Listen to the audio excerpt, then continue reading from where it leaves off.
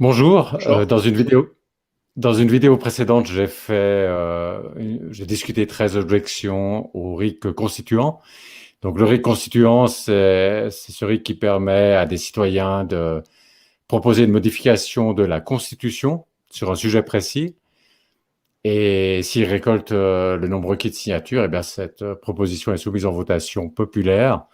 Et puis, c'est le peuple qui décide si oui ou non la proposition est acceptée et puis donc la Constitution est modifiée de la façon proposée par les initiants. Et donc sous cette vidéo, il y avait différents commentaires et notamment ceux de Luc qui avait des problèmes sur certains points avec le RIC constituant. Et puis on a décidé donc de faire une vidéo pour discuter de ces points.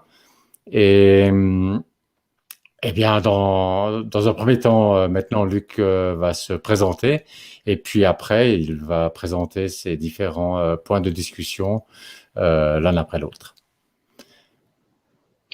D'accord, ouais. Bon, alors moi, je me suis engagé un petit peu en politique, c'est par rapport au mouvement des Gilets jaunes. Par rapport à mes contraintes professionnelles et familiales, j'étais pas dans les manifestations, mais j'ai voulu contribuer. Et donc, je me suis investi. C'était en même temps que le grand débat de Macron. Il y avait une plateforme qui s'appelait Le Vrai Débat. Et j'ai administré un petit peu la plateforme qui concernait les citoyens de la région Bretagne, quoi. Et donc, par rapport à ça, j'ai entendu parler du référendum d'initiative citoyenne. C'était en plein dans le mouvement des Gilets jaunes.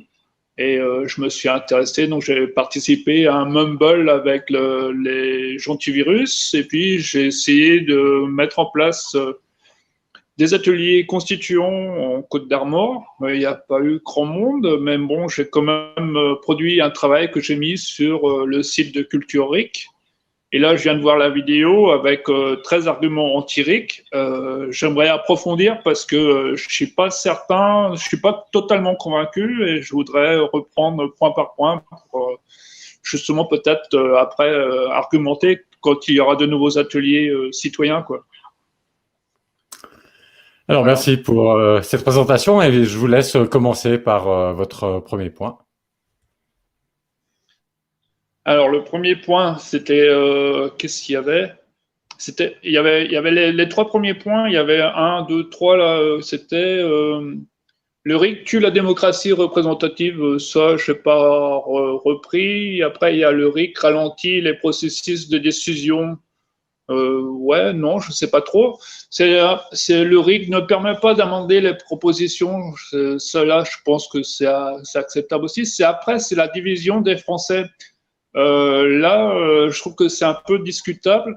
Je ne sais pas comment ça se passe en Suisse. Il me semble que c'est pas les mêmes rythmes dans tous les cantons. Et puis là, je vois en fonction des différents scrutins qu'il y a eu, parce que depuis le début des Gilets jaunes, il y a eu pour les européennes, il y a eu pour les municipales et il y a eu pour les régionales. Et il y avait des listes qui mettaient en avant le RIC, et pourtant, ça n'a pas fait l'adhésion du plus grand nombre.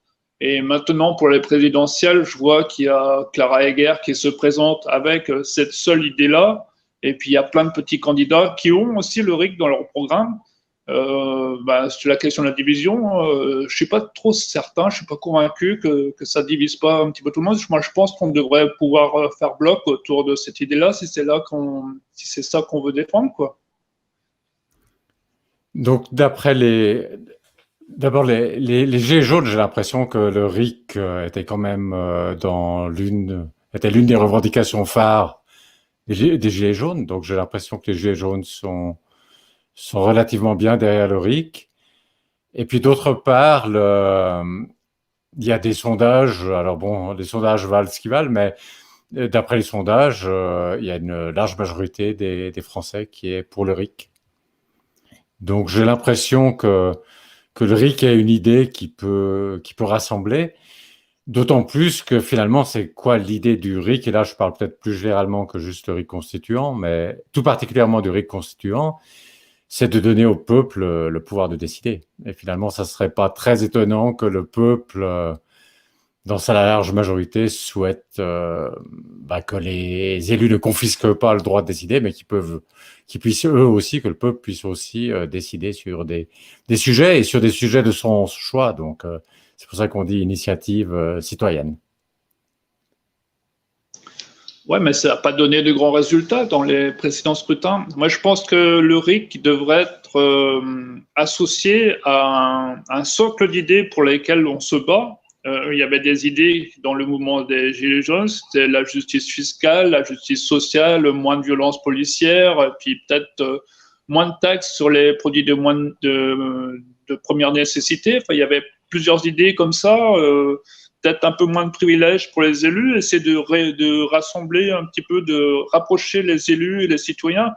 Toutes ces idées-là permettraient peut-être de donner, de rendre le RIC plus intéressant et montrer qu'il est utile. C'est justement de mettre nos revendications en avant par cet outil-là. Le RIC est un outil, mais il faudrait peut-être les associer à des idées, quoi.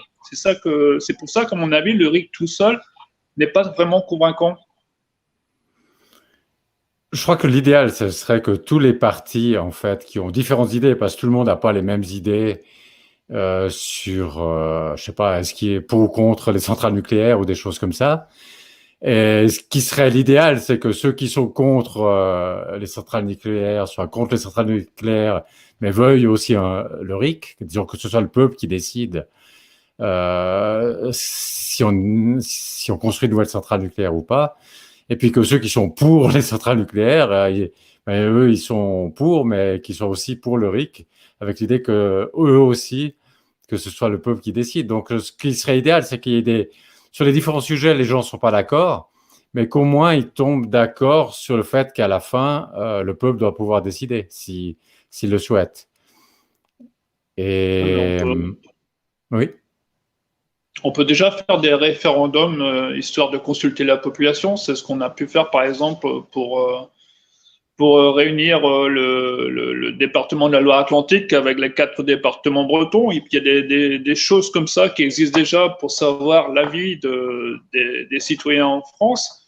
Maintenant, on ne voit pas tellement bien comment fonctionne le RIC, c'est-à-dire que c'est d'initiative citoyenne, c'est-à-dire que faudrait réussir à montrer quel est l'intérêt, quel plus il y a par rapport au référendum qui existe déjà en France, quoi, parce qu'il y a déjà des choses qui existent.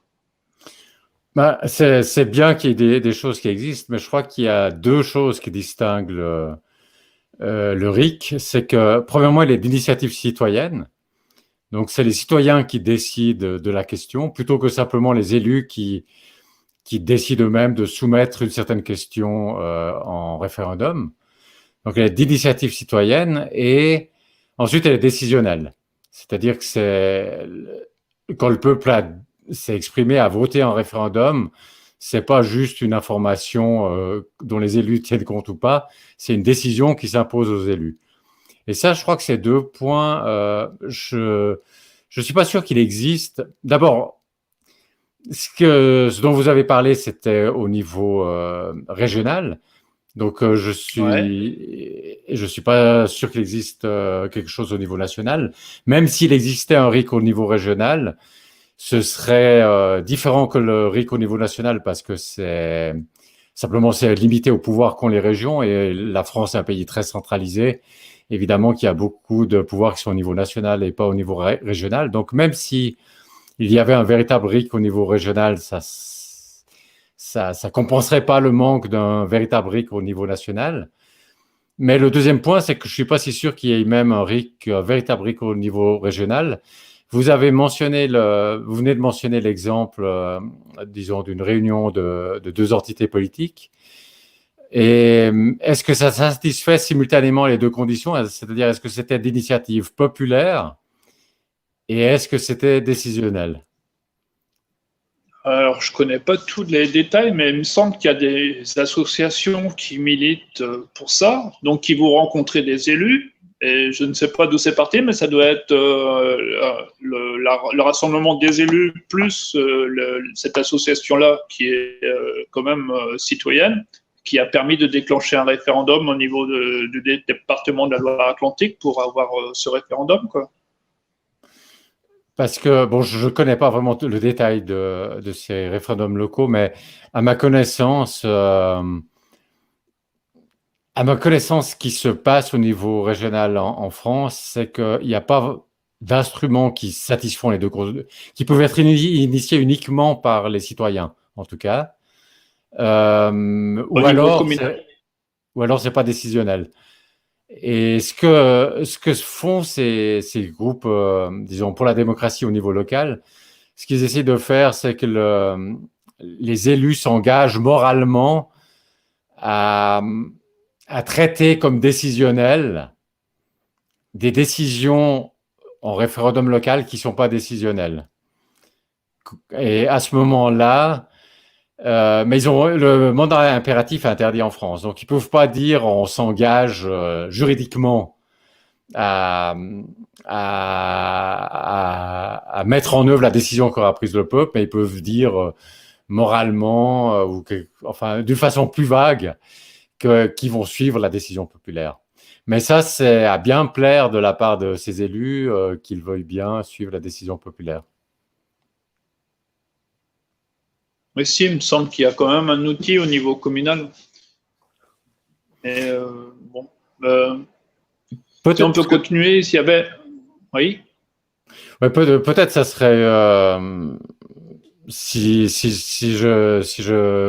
y a un spécialiste des questions de référendum au niveau communal qui s'y intéresse, je pourrais faire une vidéo dédiée à ce sujet-là, des référendums au niveau local. Mais maintenant, effectivement, on peut passer au point suivant. Ouais, c'était le point 5. Les citoyens ne veulent pas voter tous les dimanches. Alors, je ne sais pas, moi, tel qu'on nous présente le RIC, on nous montre quelque chose d'exceptionnel. Je voulais avoir les chiffres de participation en Suisse et je suis allé les chercher. Et je regarde depuis 2000, on a une moyenne qui dépasse jamais les 50%. Asti peut-être en 2014, tu vois. Et les moyennes, et j'avais étudié un petit peu le site, ça varie entre 20 et 60%. C'est pas franchement, enfin, je sais pas, c'est discutable, question de démocratie, savoir si en ayant l'avis de moins de 50% des votants, si franchement ça change l'ordre des choses, quoi. C'est tel que c'est présenté dans la vidéo, ça nous fait croire que tout le monde s'y intéresse et que ça va marcher beaucoup mieux, mais c'est pas vraiment concluant à mon goût, quoi. Alors, c'est vrai que le taux de participation, je sais pas, je dirais, ça dépend. Si on fait une moyenne, ça dépend sur quelle période on fait la moyenne. Mais je dirais qu'il est bas, oui, je dirais en dessous de 50%. Pour dire un truc en gros, 45%, un truc comme ça, quoi. Je veux dire, c'est souvent, quand on regarde les taux de participation, c'est souvent entre 40 et 50. Alors, des fois, ça dépasse 50, des fois, ça descend en dessous, mais c'est grosso modo ça. Donc, par rapport au régional, bon, c'est peut-être pas si mal, cette moyenne, par rapport aux dernières régionales. Mais c'est vrai que ça reste bas. Disons, la moyenne, elle est certainement en dessous, peut-être un petit peu en dessous, mais en dessous de 50%. Est-ce que c'est un problème? Le premier point, c'est que... Oui, allez-y. Non, je voyais dans le même article où j'ai pris les chiffres, là, il parlait de choses un peu discutables parce qu'il y avait le sujet d'avoir... c'était à propos des banques pour voir la transparence des comptes, et puis il y avait eu un RIC sur la construction de minarets aussi. Et donc, avec un risque je sais pas, comment ils avaient présenté ça, où il y aurait une marque populiste dans les votes et qui ne serait pas forcément dans l'intérêt des minorités, ou par rapport aux banques. Justement, les banques avaient mis 8 millions de francs pour influencer le vote des citoyens. Enfin, il y a des petits trucs qui montrent quand même que ça roule pas tout seul, quoi. Alors, je propose qu'on traite Là, vous avez évoqué deux nouveaux sujets, là, les minorités avec les minarets et puis la question de l'argent. Je propose de les traiter juste tout à l'heure. Et puis, pour commencer, je vais répondre sur la question de la participation. Pour moi, c'est pas un gros problème pour différentes raisons. Premièrement, les par sujet, donc les Suisses votent 3 fois par an, 4 fois par an, tous les trimestres. Et puis en général, il y a 3, 4 sujets, disons, ça fait disons grosso modo en moyenne peut-être disons 3 sujets, parfois 4 fois par an, ça fait une douzaine de sujets. Et c'est vrai que des fois, il y a des sujets où les gens peuvent se dire, bon, ça me paraît un peu bon ou un peu mauvais, mais j'ai pas de très fort sentiment sur la question, donc ça, je laisse tomber. Je vais pas m'exprimer sur ce sujet. Et évidemment, quand on a tellement de sujets par année, c'est pas comme quand il y a une votation présidentielle tous les 5 ans. Là, ça peut être légitime de se dire, bon, sur ce sujet, je laisse décider d'autres parce que moi, j'ai pas de gros, j'ai pas un avis très enfin, je trouve que c'est un peu bien, ou bien je trouve au contraire c'est un peu mauvais, mais un petit peu, c'est pas très important pour moi, donc je laisse à d'autres. Mais ça, c'est sur une votation donnée parmi les plus que 10 qu'il y a par année. Et par contre, pour d'autres, une autre votation, la personne ira peut-être voter. Donc, ce qu'on voit, c'est que sur chaque votation, il y a peut-être entre 40 et 50% de participation, mais la large majorité des Suisses votent chaque année sur un sujet ou sur un autre, ou sur plusieurs sujets, pas forcément sur tous les sujets. Ce qui fait que le taux de participation, si on regarde par objet, il est faible, effectivement, plus petit que 50%. Mais si on regarde la participation dans l'année à la vie politique, là, elle est plutôt élevée. C'est-à-dire que la plupart des Suisses vont voter assez souvent, même s'ils ne votent pas à chaque votation. Donc, dans ce sens-là, c'est pas comme s'il y avait une classe de personnes qui, simplement, une classe importante numériquement qui votait jamais, disons. Et l'autre point, c'est que si les citoyens trouvaient qu'il y a trop de votations, parce que vous avez commencé l'intervention en disant votez tous les dimanches, on pourrait imaginer qu'il y ait des citoyens qui se disent ouais, mais là il y a trop de votations, il y a trop de sujets de votation. Eh bien, il suffirait de lancer une initiative pour augmenter le nombre de signatures requis. Et si vous avez besoin de plus de signatures pour soumettre en votation, mais il y aura tout de suite moins de votations. Donc, ça serait très facile pour le peuple. Si le peuple trouvait qu'il y a trop de votations, ça serait très facile pour le peuple de corriger ça. D'accord. Hein. Freiner la cadence. La cadence, ouais. La cadence, ça veut dire soit tous les 3 mois, changer la cadence là, soit simplement augmenter le seuil de signature. D'accord. Ensuite, vous aviez les deux autres questions, je ne sais pas si vous les abordez maintenant ou plus tard, sur les minarets et sur l'argent, que vous avez soulevé juste tout à l'heure. Ouais, enfin... Si, on peut les reprendre, mais sans trop rentrer dans les détails de ces sujets-là, parce qu'on reste quand même sur le fonctionnement du RIC, ouais, si vous voulez. Ouais. Donc, pour ce qui est du respect des minorités, je vais d'abord répondre généralement, et puis ensuite parler un tout petit peu d'initiatives sur les minarets. Pour le respect des minorités, il faut dire que pour changer la Constitution, il suffit le nombre requis de signatures, c'est 2% des citoyens. Donc finalement, il y a une minorité, même une minorité très faible, peut 2%, enfin il suffit de réunir 2%, même une minorité très faible peut mettre en votation sa préoccupation. Si elle veut changer la Constitution sur un sujet, elle peut le mettre. Dans ce sens, c'est un grand respect des minorités, parce qu'une petite minorité peut mettre un sujet en votation populaire, en référendum. Mais c'est clair que si c'est une petite minorité et qu'il n'arrive pas à convaincre la majorité, elle ne va pas gagner le référendum. Mais c'est quand même déjà ça, quelque part, qu'elle puisse obliger finalement tous les citoyens à se prononcer sur une proposition qu'elle fait. Donc, dans ce sens, c'est un respect des minorités. Maintenant, est-ce que ce serait possible que la majorité décide d'opprimer une certaine minorité?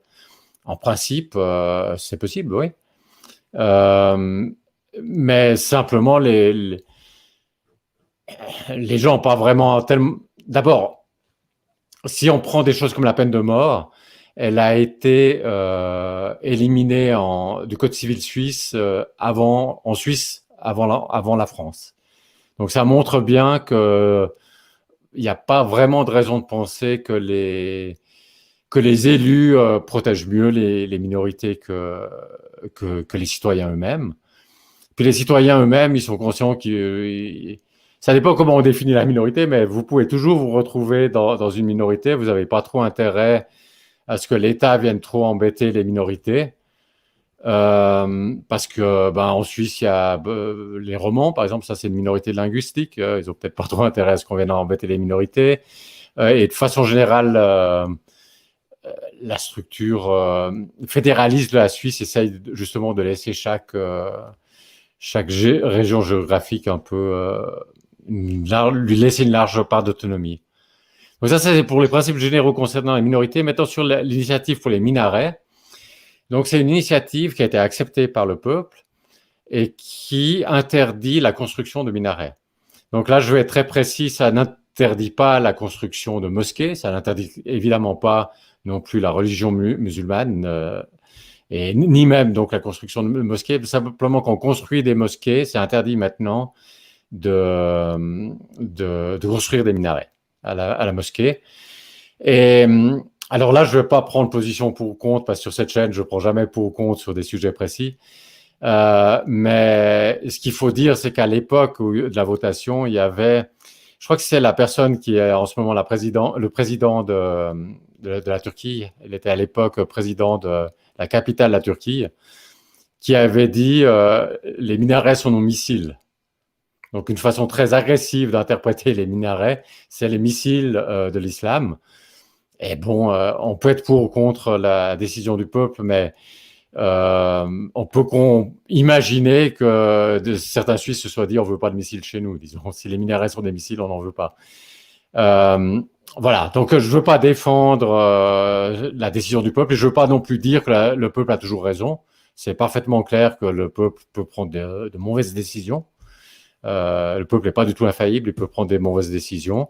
Je ne me prononcerai pas sur l'initiative des minarets là, mais juste l'oppression de la minorité est quand même limitée dans le sens que les mosquées sont autorisées, etc. C'est juste les minarets qui sont interdits. D'accord. Je voulais savoir, la peine de mort est vraiment passée par un référendum d'initiative citoyenne en Suisse? Oui.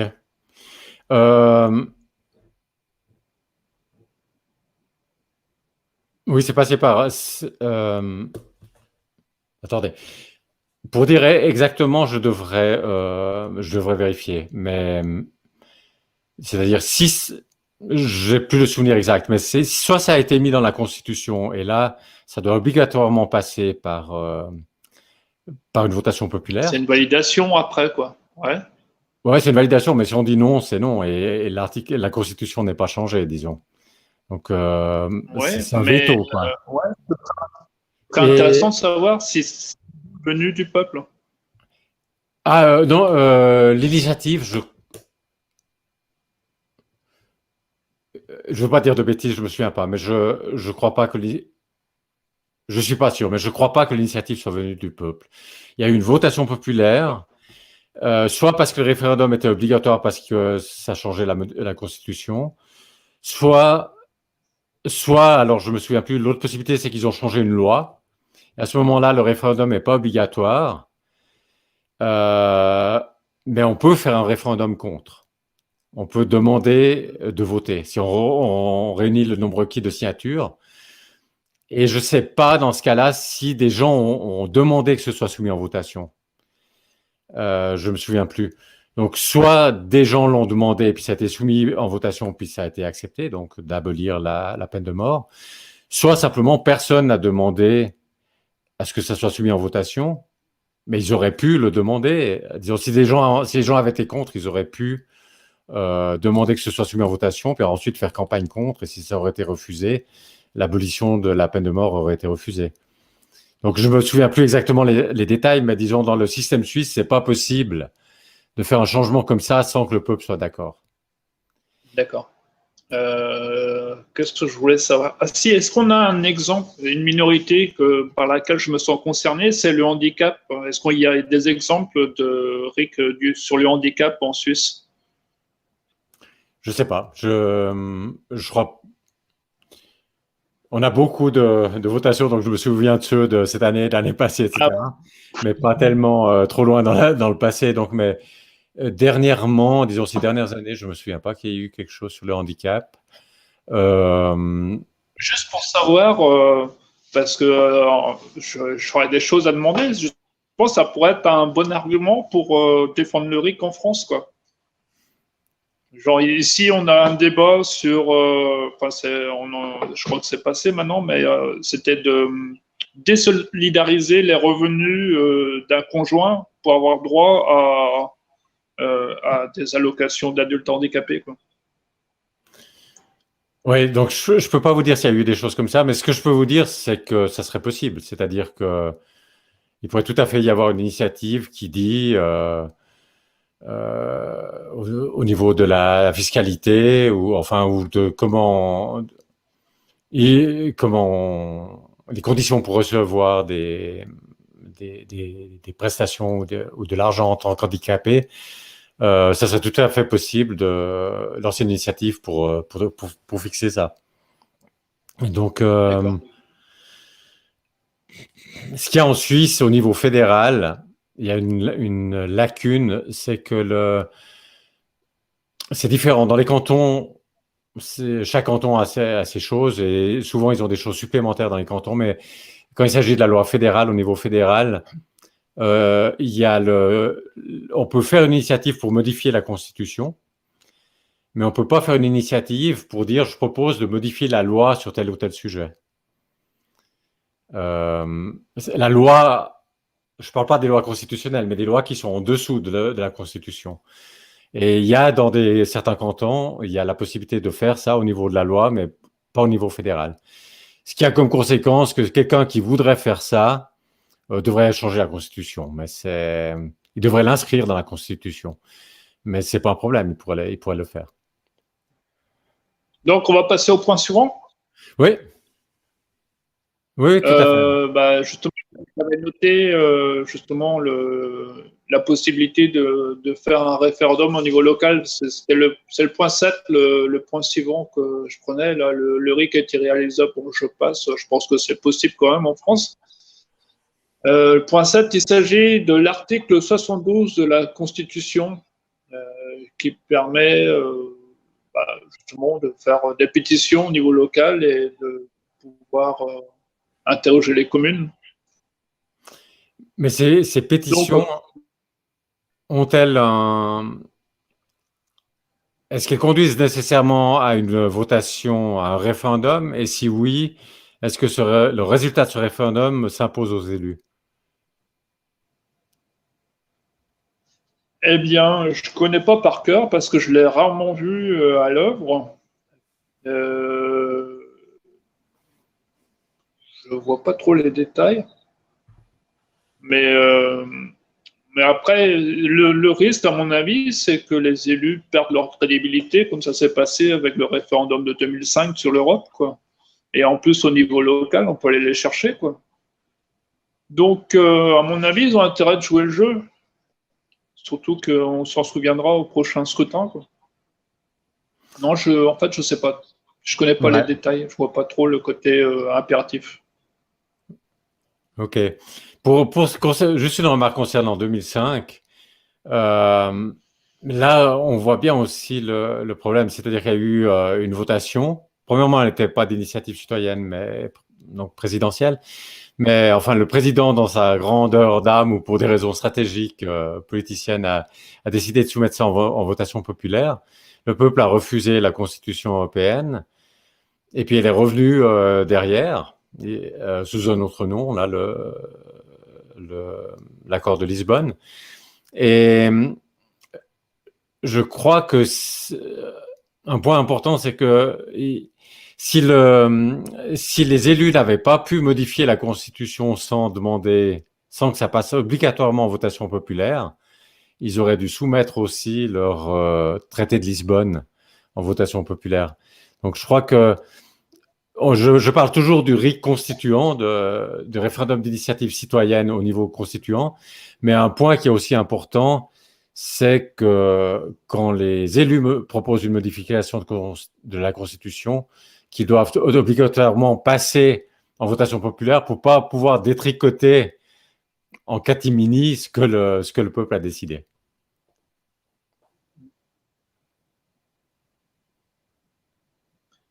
Ok. Alors, qu'est-ce qu'il y avait? Là, c'était le point 8. Le peuple ne décidera pas comme je veux.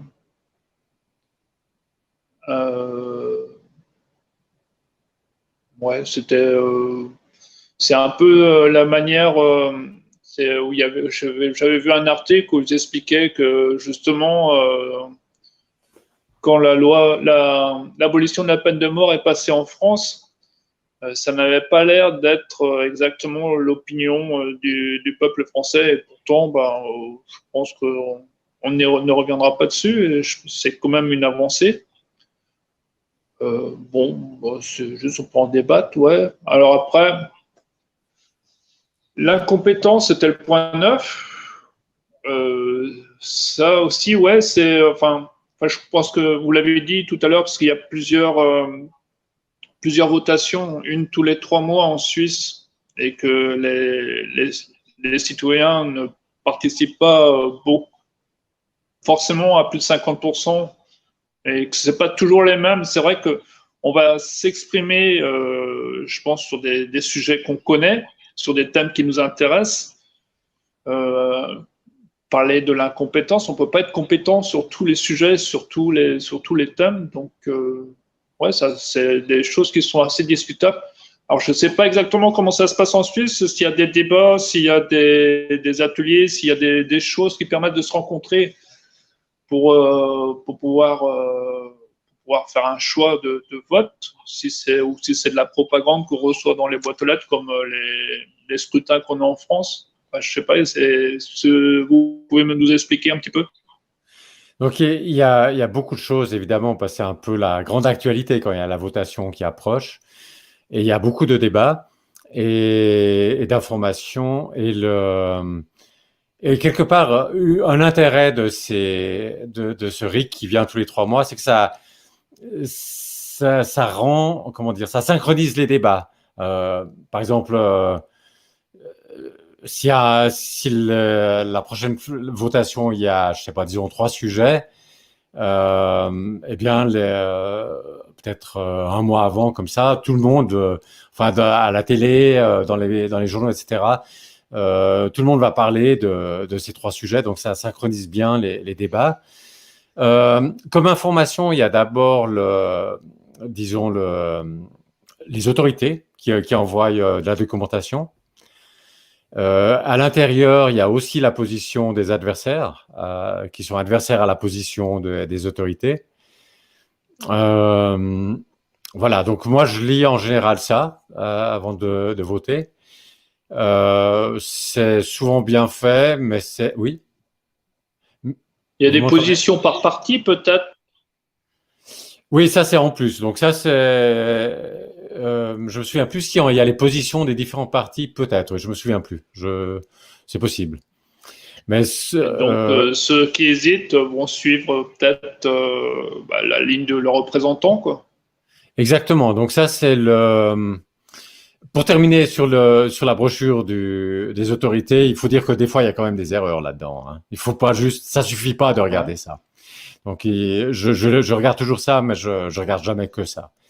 Effectivement, ensuite, il y a les différents partis, les positions des différents partis qui se prononcent. Et puis là, quelque chose qui est intéressant, c'est que dans le pire des cas, disons, pas le pire, parce que pire, ça serait de pas aller voter, mais si vous allez voter, mais que vous voulez pas trop réfléchir vous-même, vous pouvez effectivement, comme vous avez dit, simplement suivre la recommandation d'un parti auquel vous faites confiance. Et ça, c'est une sorte de... C'est quand même, c'est avantageux par rapport à simplement laisser le parti décider. Parce que ce que par rapport à simplement des représentants élus, qui a aussi par ailleurs, il y a aussi des représentants élus en Suisse, hein. Mais ça vous permet, suivant les sujets, parce que peut-être sur un sujet, sur l'environnement, vous avez plutôt confiance à tel parti, sur les questions, je sais pas, d'impôts sur tel autre, etc. Donc vous pouvez un peu, même si vous avez décidé de ne pas réfléchir en détail sur ce genre de sujet, vous pouvez suivre la recommandation d'un parti, mais pas toujours du même sur tous les sujets. Donc ça, c'est quand même avantageux par rapport à juste confier à un parti ses voix et et après, c'est sur tous les sujets, ce sera lui qui décide au Parlement, disons. Donc ça, c'est un avantage. Mais effectivement, savoir ce que les partis ont décidé. Mais moi, ce que je fais surtout quand je vais voter, c'est je regarde les débats. Parce que c'est les débats donc, où il y a des gens qui sont pour et des gens qui sont contre l'initiative en question. Parce que là, il y a les deux partis, on voit ce que répondent les uns aux autres. Et je dirais que c'est ça, pour moi, la source d'information la plus utile. Et ouais, donc là, on voit que, parce que c'est assez nouveau le RIC, donc j'ai besoin de détails. Le RIC, c'est pas quelque chose qui marche simplement depuis les citoyens, c'est-à-dire qu'il va y avoir quand même une collaboration entre les acteurs politiques qui sont élus ou qui sont dans les partis et les simples citoyens qui interviennent pour s'exprimer simplement, quoi, qui n'ont aucune responsabilité dans les postes d'élus ou dans la vie des partis, quoi. On ne peut pas faire l'un sans l'autre. Il y a les deux, il y a les représentants élus et il y a les citoyens. Ouais, donc un point qu'il faut bien comprendre effectivement, c'est que les élus en Suisse, il y a des élus, il y a un parlement, etc. Donc qui font leur travail. Donc il y a les deux, quoi. C'est pas une démocratie directe au sens où il y aurait pas de représentants. Donc ça, c'est un premier point. Maintenant, le deuxième point, c'est que le RIC, quoi, le référendum d'initiative citoyenne, il est quand même bien séparé des élus dans le sens qu'il est initié par des citoyens. Ensuite, le texte proposé sur un sujet précis par ces citoyens, il sera soumis en votation s'ils ont le nombre requis de signatures, sans que les politiciens puissent changer. Donc, il n'y a pas tellement d'interférence des politiciens. Et ensuite, il y a une votation par le peuple. Donc, dans ce sens-là, il n'y a pas trop d'interférences, mais il y a quand même deux interférences qu'il faut mentionner. L'une, c'est la possibilité pour le Parlement de proposer un contre-projet. Donc, les citoyens vont proposer de changer la Constitution sur un sujet précis en donnant le texte de la modification de la Constitution. Et puis, le Parlement peut proposer un contre-projet. Et dans ce cas-là, les deux seront soumis au vote le même jour, en fait. Et puis, il y aura une question subsidiaire de savoir si les deux passent, lequel des deux doit l'emporter. Donc là, le Parlement... Donc c'est une interférence, mais c'est pas une interférence qui détruit la proposition qui émanait de citoyens, mais qui se rajoute. Et puis ensuite, c'est une option supplémentaire qui est soumise en votation populaire. Donc ça, c'est une première façon dont le Parlement ou dont les élus peuvent intervenir. Et puis la deuxième, c'est évidemment, comme vous le disiez, à travers la campagne. Parce que au fond, il va y avoir, quand il y a une initiative, les initiants, ils vont avoir leur comité d'initiative. En général, si vous voulez, je sais pas, lancer une initiative par rapport à l'environnement, vous allez pas le lancer juste tout seul dans votre coin, ou je crois qu'il faut être 7. Vous n'allez pas vous le lancer un petit groupe, mais vous allez essayer de convaincre d'abord des organisations environnementales. Et puis, c'est ce groupe-là qui va lancer l'initiative et qui ensuite va la défendre durant la campagne. Et il peut aussi y avoir donc un comité qui est contre l'initiative, qui peut aussi réunir des citoyens qui sont contre. et qui vont faire campagne contre. Mais évidemment, il y a aussi les partis, les élus qui vont se situer par rapport à cette initiative, pour ou contre, et puis qui vont faire campagne. Donc, effectivement, il y a la campagne aussi de la part des élus. D'accord. Prendre le dernier point, la Constitution ne doit pas être changée tous les ans. Ça, c'est assez intéressant parce que j'étais sur le Discord du mouvement constituant populaire hier. Et il y a un truc, c'est surtout des mots qui sont utilisés qui me dérangent un petit peu parce qu'ils parlent de processus constituant permanent. Et donc, j'avais voulu des détails, parce que ma crainte, c'est que voilà, ils changent la constitution tous les jours, que ça risque de faire un problème, une sorte de système instable. Et puis après, j'ai eu les détails, mais en fin de compte, c'est pas exactement ça. C'est qu'ils veulent changer l'article 89 qui permettent d'avoir en permanence la possibilité pour le peuple de pouvoir proposer une amélioration de la démocratie, quoi. Ouais, donc, puis j'avais un dernier point. C'était sur la faisabilité. Je voulais revenir. J'en ai pas parlé tout à l'heure, mais le RIC en France, à mon avis, c'est discutable. J'ai vu qu'il y avait eu une réponse adressée le 23 mai 2018 à Yvan Bachot et Étienne Chouard, qui avaient fait une pétition qui expliquait pourquoi le RIC en toute matière avait été refusé. Est-ce que ce point-là a été creusé? Alors, je vais répondre à cette question. Et puis, d'abord, juste un commentaire sur le point précédent. Donc oui, il y a en France des mouvements qui veulent modifier la Constitution de sorte à modifier l'article 89 pour que le peuple puisse lancer des initiatives, des RIC pour modifier la Constitution.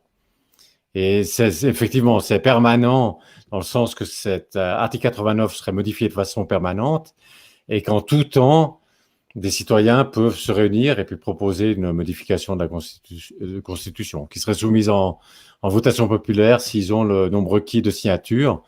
Un chiffre qu'on entend beaucoup en France, c'est 700 000. 700 000 signatures pour que ce soit soumis en votation populaire. Il y a différents mouvements qui soutiennent ça. Au niveau de l'élection présidentielle de 2022, il y a tout particulièrement le Espoir RIC qui fait campagne avec l'unique point à son programme, c'est justement d'instaurer le RIC constituant en modifiant cet article 89.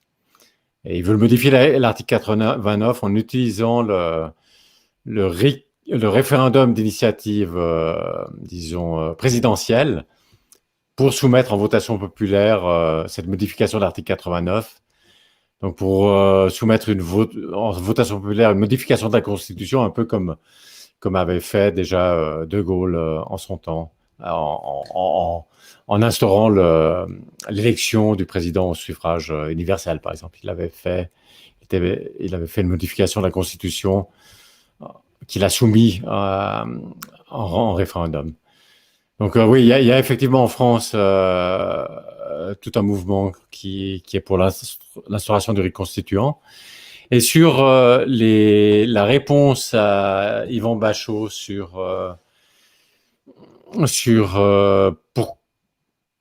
c'était le RIC en toute matière, donc pas seulement constituant, mais il y avait aussi le RIC pour changer la législation qui se trouve en dessous de la Constitution, etc. Si je me souviens bien, il y avait un argument que ça correspond pas à la tradition française. Et puis l'autre argument, est-ce que c'était l'instabilité? Je me souviens plus exactement.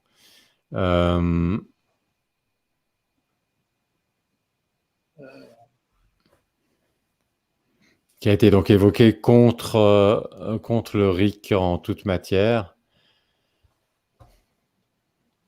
Ah, le populisme, ouais. À cause il y avait le mandat impératif aussi. ça va à l'encontre du mandat impératif, c'était un point, et l'autre, c'était la tradition de la démocratie parlementaire. Ok, donc sur ces deux points, le mandat impératif, je dirais pas que ça va. C'est quand même très différent d'un mandat impératif. C'est-à-dire que, évidemment, c'est impératif dans le sens que quand le peuple a décidé quelque chose par référendum, ça s'impose aux élus et puis les élus doivent mettre en œuvre ça, ils doivent accepter ça. Donc, dans ce sens-là, c'est impératif, mais c'est pas un mandat impératif. Ce qu'on appelle d'habitude un mandat impératif, c'est quand les élus qui sont au Parlement, ils n'ont pas le droit, ils doivent. Ils ont un ordre qui leur dit ce qu'ils doivent voter, disons. Ils n'ont pas le droit de changer d'avis, par exemple. Et évidemment, ça, c'est quand on a un mandat impératif comme ça, c'est un peu problématique pour différentes raisons. Mais une raison, c'est parce que les parlementaires, ils peuvent plus discuter et changer d'avis s'ils sont liés par un mandat impératif. Un autre problème, c'est que par exemple, un parlementaire, il aura été élu en disant, voilà, moi, mon programme, c'est ça. Si on dit qu'ensuite, tout son programme, c'est un mandat impératif, peut-être que quand même, il y a des gens qui l'ont élu, qui n'étaient pas d'accord avec certains points de son programme. Donc, après, il se trouverait en situation de dire, finalement, j'ai l'ordre. C'est encore plus net si c'est pour un président, par exemple. Si je parle même plus d'un parlementaire, mais d'un président. Si je prends Sarkozy, par exemple, quand il a été élu, il avait dans son programme qu'il balayait la votation de 2005, donc le référendum de 2005. Ça, il l'avait déjà annoncé, il l'avait mis dans son programme et tout. Donc, et c'est ensuite ce qu'il a argumenté. Il a dit, bon, en votant pour moi, les Français ont dit qu'ils étaient d'accord avec ce point qui était dans mon programme. Mais c'est pas ça. Ils ont voté pour lui parce que peut-être ils avaient le choix. Au deuxième tour, ils avaient le choix entre deux possibilités. Puis ils ont trouvé que si la majorité a voté pour lui, c'est que la majorité a trouvé que c'était le candidat le moins pire ou le meilleur. Mais ça ne veut pas forcément dire qu'ils étaient d'accord avec chaque point de son programme. Donc il y a une sorte d'erreur logique que faisait Sarkozy à l'époque en disant j'ai une légitimité pour ne pas appliquer le référendum de 2005 parce que c'était dans mon programme. Et si on commence à avoir des mandats impératifs, ce problème est encore aggravé parce qu'un président qui serait élu pourrait dire ouais, tous les points que j'ai dans mon programme, je les considère comme c'est des mandats impératifs, alors qu'en réalité, même si la majorité a voté pour lui, c'est tout à fait possible que la majorité était contre certains points de son programme. Donc, moi, je suis très réservé par rapport, je suis contre le mandat impératif, en fait. Donc, pour être tout à fait clair, mais je suis très pour le RIC constituant parce que je trouve que c'est vraiment très différent. Une fois que le peuple s'est exprimé sur un sujet, ça s'impose aux élus. C'est très différent que d'envoyer des élus et ensuite de dire qu'ils peuvent pas parlementer ou qu'ils peuvent pas changer d'avis, etc. Donc, je trouve l'argument du RIC, du mandat impératif, je trouve que c'est un mauvais argument, qu'il y a deux choses différentes et que on peut tout à fait être contre le mandat impératif et pour le RIC constituant. Et c'est mon cas, en fait. Mais là, mais apparemment, là, ils ont l'air de dire qu'il y a un champ pour l'application des référendums qui ne permet pas de le mettre en place. Justement, ils disent, il y a la dernière phrase où c'est marqué il pourrait y avoir des consultations populaires sur des sujets pouvant prêter à la démagogie et dont la constitutionnalité ne serait pas assurée. C'est-à-dire qu'on mettrait toute une machine en route et après le Conseil constitutionnel foutrait tout par terre, quoi. Donc le RIC n'irait pas jusqu'au bout de ses fonctions. Disons que il y a deux points, démagogie et constitutionnalité. Si on parle du RIC constituant, finalement, c'est le point principal. C'est le RIC le plus important, le RIC constituant, parce qu'avec lui, on peut obtenir tous les autres RIC. Donc, si on se focalise sur le RIC constituant, qui permet de modifier la Constitution, il n'y a pas vraiment un contrôle de constitutionnalité à faire. Parce que le contrôle de constitutionnalité, c'est parce qu'il y a la Constitution et les lois. Donc, si on change les lois qui sont en dessous de la Constitution, évidemment, il faut vérifier qu'elle est toujours conforme à la Constitution. Mais si on modifie la Constitution, ben, elle est forcément conforme à la nouvelle Constitution. Disons, on doit pouvoir modifier la Constitution. Donc, je trouve que là, en tout cas pour ce qui est du RIC constituant, je vois pas la pertinence d'un examen de constitutionnalité. Disons, il s'agit de faire justement d'écrire la Constitution elle-même. Donc ça, c'est pour le point constitutionnalité. Donc, ce serait différent du RIC en toute matière pour lequel Yvan Pachot et Ken Chouard ont demandé à ce que ce soit pris en compte quoi, en 2018, c'est ça? C'est une nouvelle version. Non, c'est quelque part en toute matière, comme le nom l'indique, c'est vraiment en toute matière. Donc ça veut dire changer la Constitution, changer la loi qui est dessous, éventuellement révoquer des élus, etc. Le RIC constituant, c'est qu'un seul de tous ces RIC. Mais c'est le plus important, parce qu'une fois qu'on peut changer la Constitution, on peut dire, bon, ben, et le peuple a le droit aussi de modifier les lois. Donc une fois qu'on a le RIC constituant, on peut introduire tous les autres RIC qu'on veut. Donc c'est vraiment le plus important, simplement parce que la Constitution, c'est le sommet de l'édifice juridique d'un pays. Donc, mais c'est vrai que le RIC en toute matière, il y a là-dedans le RIC pour les lois qui sont en dessous de la Constitution, et il faut s'assurer qu'elles soient conformes à la Constitution, effectivement. Donc c'est un peu différent. Le RIC constituant, au fond, c'est les Français qui défendent le RIC constituant, l'instauration du RIC constituant. Ils essayent de prendre la chose minimum, la réforme minimale qui permet de faire de la France une véritable démocratie au sens où le peuple peut vraiment décider sur des sujets.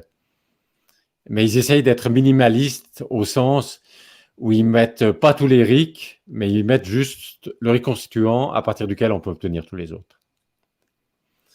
Donc, en tout cas, cette objection sur le RIC constituant s'appliquerait pas, à mon avis, cette histoire de constitutionnalité. Et ensuite, l'autre point que vous aviez dit, c'était oui, les sujets et la démagogie. D'abord, je vois pas de quel droit, disons, les élus qui sont finalement que les représentants du peuple commenceraient à dire le peuple n'a le droit de s'exprimer sur tel ou tel sujet, mais pas sur tel ou tel autre. Finalement, le peuple, c'est le patron de ses élus. Il devrait pouvoir, s'ils veulent lancer une initiative sur n'importe quel sujet, il devrait pouvoir le faire. Et la question ensuite de la démagogie, premièrement, je vois pas de raison.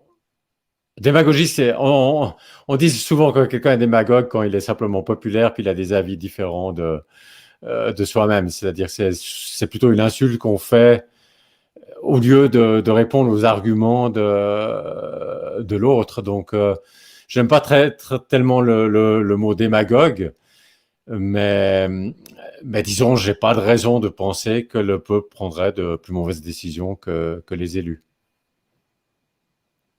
D'accord. Là, je crois que ça y est, on a fait le tour. Donc, on va essayer de faire un petit mot de conclusion. Oui. C'est bon. Alors, je vous laisse conclure. Ouais, alors quand j'ai réfléchi au sujet, je me disais c'est très intéressant d'avoir l'avis d'un citoyen suisse, puisque là-bas ça fonctionne. Mais est-ce que cela veut dire que ça va fonctionner automatiquement dans le système français? Parce que le français, la Constitution telle qu'elle existe aujourd'hui, c'est une évolution depuis la première Constitution, on va dire, je considère la première Constitution qui a été écrite après 1789, quoi. Donc il y a toute une évolution de plus de 200 ans. Il faudrait aussi des experts français pour pouvoir justement étoffer le sujet et pour qu'on soit crédible, quoi. Et après, j'ai un autre sujet moi, pour lequel je milite personnellement, ce serait pour la création monétaire. Parce que je pense que il suffit pas pour le peuple de demander pour un projet. Si on n'a pas le financement derrière, donc il faudrait aussi avoir la création monétaire publique, ce qui permettrait d'avoir beaucoup plus de poids pour la souveraineté populaire, quoi. Et je vois qu'il y a eu une initiative un peu similaire en Suisse avec François de Siebenthal, qui voulait la monnaie pleine. Et c'est justement, je me demande si ça ne revient pas au RIC qu'on parlait tout à l'heure, où il y a eu 8 millions de lobbying de la part des banques privées pour éviter que ça passe, quoi. C'est des petits points comme ça qui font que je ne suis pas convaincu à 100% que le RIC soit la solution. Et donc voilà, il faut qu'on continue à travailler le sujet, quoi. Ok, ben je vous remercie pour votre intervention. Je crois que je ne vais pas répondre à votre dernière intervention parce qu'on va devoir conclure et je crois que c'est bien que vous ayez le mot de la fin. Mais merci beaucoup pour votre intervention. Voilà. Au revoir. Au revoir.